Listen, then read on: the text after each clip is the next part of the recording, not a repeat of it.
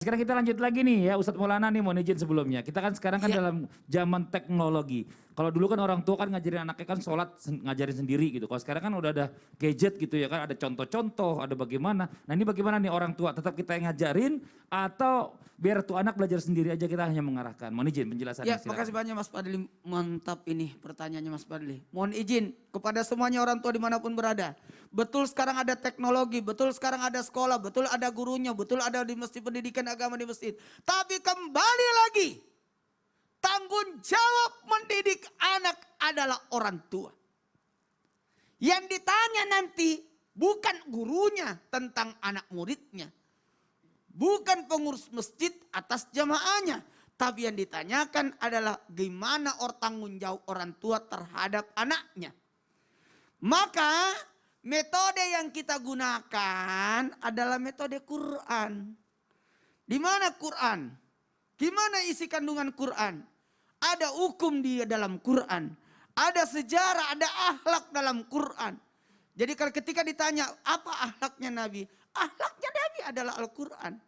Jadi ajarkan anak kita membaca Al-Quran. Karena dengan membaca Al-Quran mengenal Tuhannya.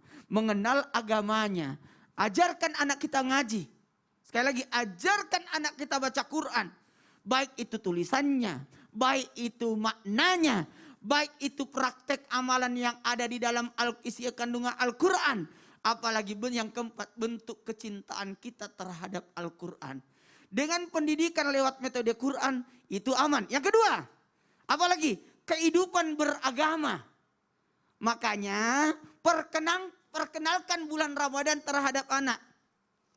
Perkenalkan ibadah-ibadah. Perkenalkan, ajak anak ke masjid. Jadi kebiasaan beragama itu harus diperlihatkan terhadap anak. Tidak apa-apa. Sekali-sekali jadi imam sholat di rumah, apalagi sekarang ke masa pandemik. Itu adalah pendidikan ku ampusakun ohlikun noro. Kemudian memperkenalkan sholat. Mohon izin kepada semuanya. Memperkenalkan sholat. Ayo nak sholat. Saya mau tanya Mas Fadli. Kok Mas Fadli kesana sini dong? Saya mau tanya Mas Fadli. Iya, oke, tanya. Gayanya begitu. Oh gitu, kayaknya gitu, udah gayanya deh. Saya mau tanya Mas Fadli. Apa tuh Ustaz? Kalau sekiranya ada kebakaran di rumah, apakah anak dibangunkan? Anak saya, Ya, bangunin lah. Semuanya yang Dibangunin tidur. lah. Maka kepada orang tua jangan pernah berkata begini, kasihan anak, nggak usah bangunkan salat subuh, dia baru tidur, itu kasihan. Bangunkan pada waktu salat. Salat duhur, asar, tidak ada urusan, bangunkan. Salat. Banyak orang tua yang menyebabkan dia meremehkan. Udahlah kasihan, dia baru pulang, habis belajar, habis ini, tidak ada. Salat itu langsung diutamakan, diperhatikan. Dan yang terakhir, kita belajar dari nabi-nabi terdahulu. Semua nabi-nabi terdahulu ketika mendidik putra-putranya dengan cara apa? Mendidik secara kisah-kisah.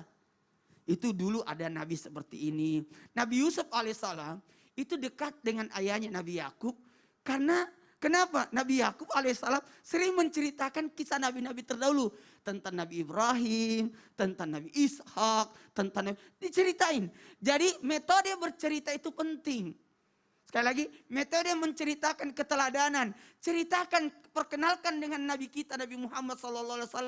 Perkenalkan dengan nabi-nabi terdahulu. Sehingga anak-anak itu senang.